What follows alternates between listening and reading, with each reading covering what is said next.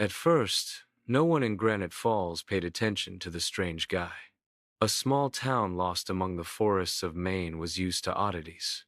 There weren't many entertainments here besides Lloyd's Bar and the dull bowling club, and anything new usually provoked only lazy curiosity.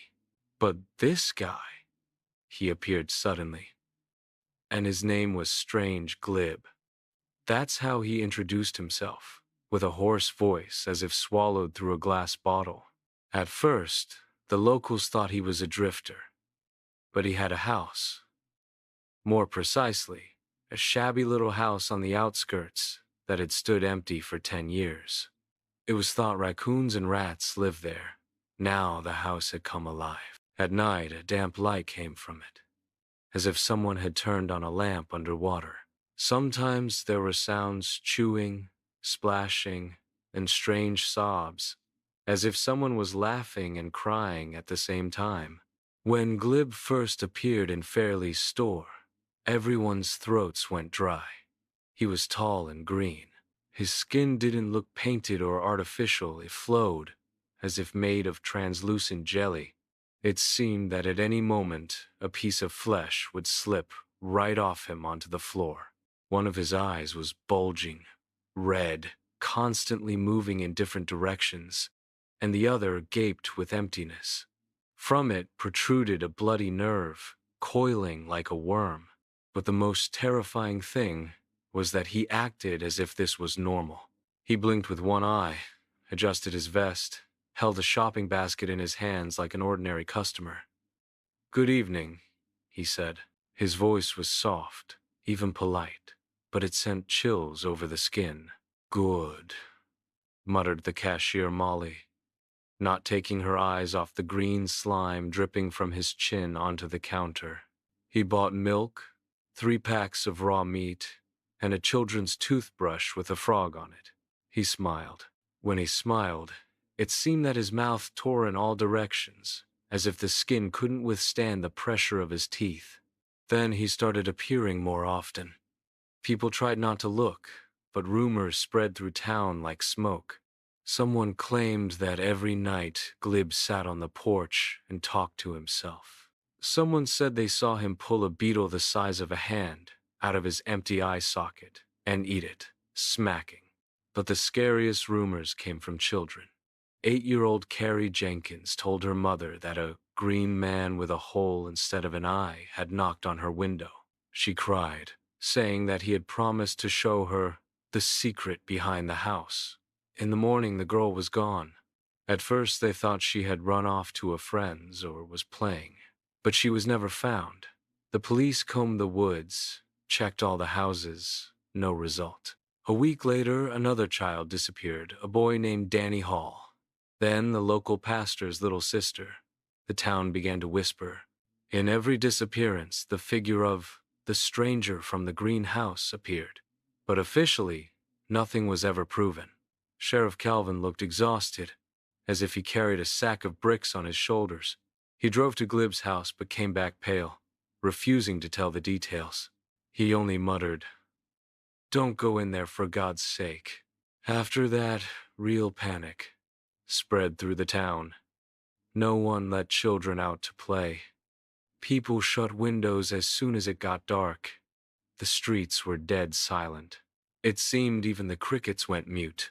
One night, Ted Harper, the local drunk, decided to check the rumors. He often boasted that he feared nothing but an empty fridge.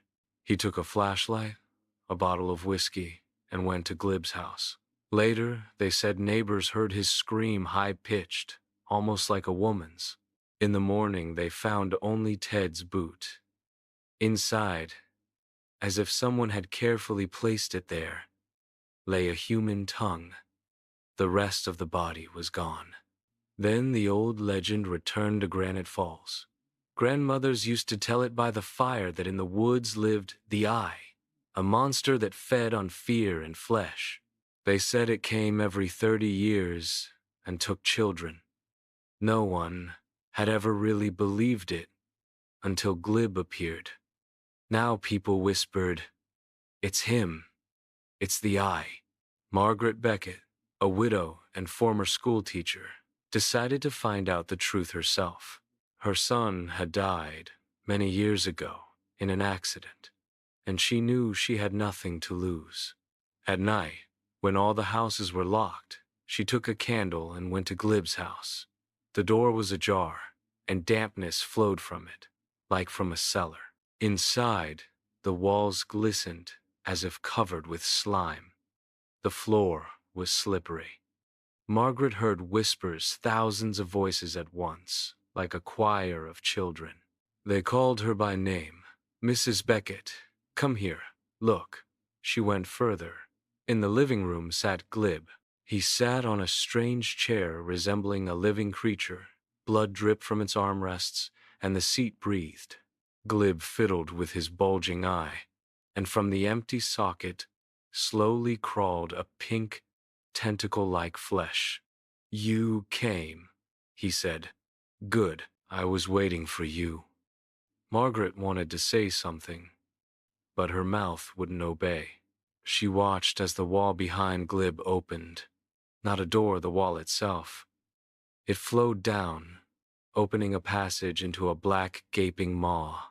Cold came from there, like from a grave. Inside was the crying of children. "They didn't die," said Glib, smiling his torn smile.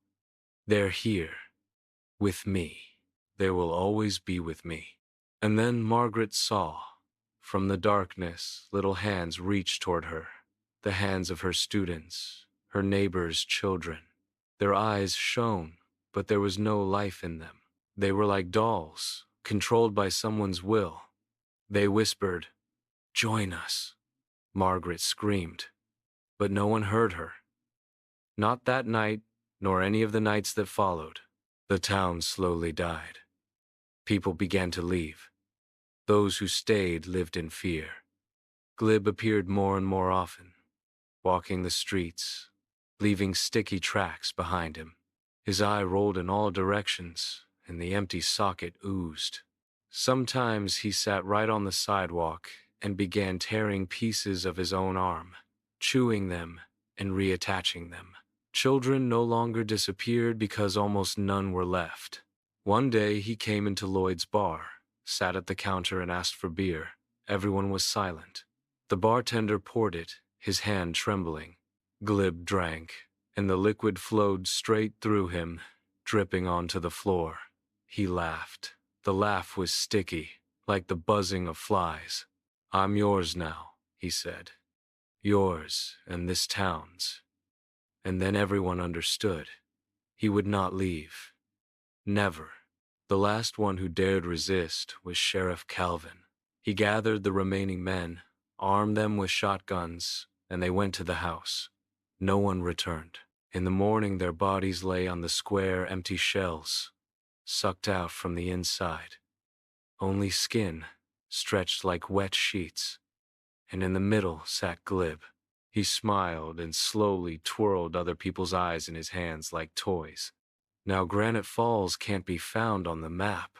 They say the town disappeared, as if it never existed. Only sometimes truckers claim that in the forest there is a road leading to a crooked sign.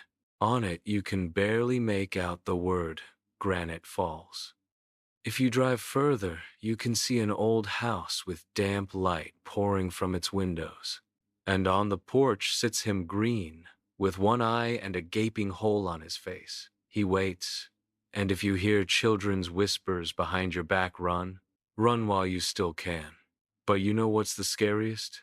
Some fugitives claim that in the dark they heard familiar voices, the voices of their relatives, long dead, those they loved. These voices called them by name. And then people went forward, opened the door to the house themselves, where Glib met them with his eternal smile. Because he always waits, always hungry, always near, and when you see him you'll understand. This is not a stranger. This is a part of yourself.